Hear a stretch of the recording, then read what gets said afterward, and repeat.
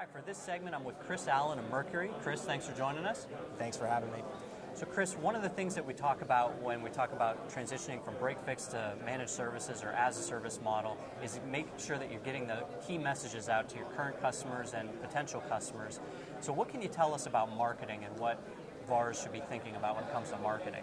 Well, I think one of the important pieces is that in strategic marketing, something that's happening in the recurring revenue pursuit that everyone's kind of encountering and moving towards is the fact that you have to maintain that trusted advisor position for a longer period of time than just that initial sale.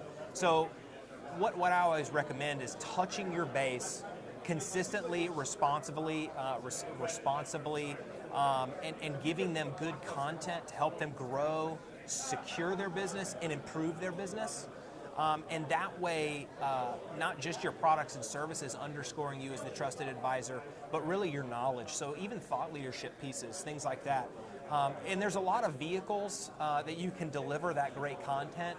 So that's one of the things that I think that we're excited about is the fact that we've crafted our business to give partners the opportunity to leverage their relationship with us, use some of our content as some training mechanisms, as well as kind of getting started and ramp up time to be able to start touching their base and giving them the kind of the avenue to be able to do that. So that's kind of like from a strategic marketing point of view, touching your base responsibly and consistently. Yeah, that's huge. I mean, when I speak with resellers, one of their biggest pain points is marketing. They're not doing it. They don't know how to do it. They don't have access to the content. So that's great that you guys are offering some stuff.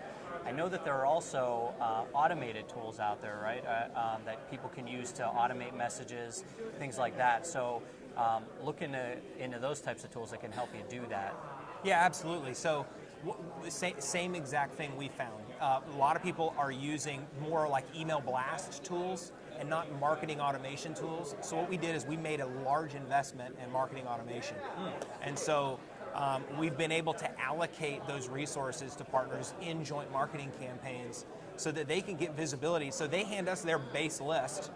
We start hitting it and say, here's the data, and they get visibility that they would never have with just a blast tool, like a constant contact, eye contact, those kinds of tools. So the other thing that we're finding is that there's data inconsistency. There's not a normalization of data in a lot of people's systems. So those data practices, that data hygiene and things like that, those are some of the things that we're kind of like saying, hey, this is something to consider as you're moving towards this model so that you can actually profile your customer, recognize an opportunity, and then automate your content to be able to be delivered to them and get visibility on who's responding. Okay.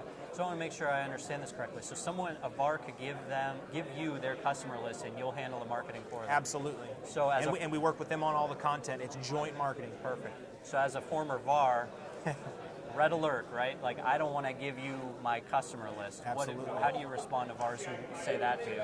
And it is a question. What we typically try and do is sell the value that this is joint marketing.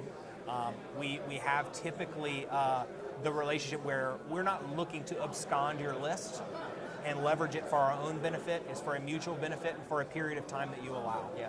So and the messages come from the VAR. They do not come from our system. Oh, great. Okay, well, thank you so much for joining us today and sharing this message with our audience. Thanks for having me.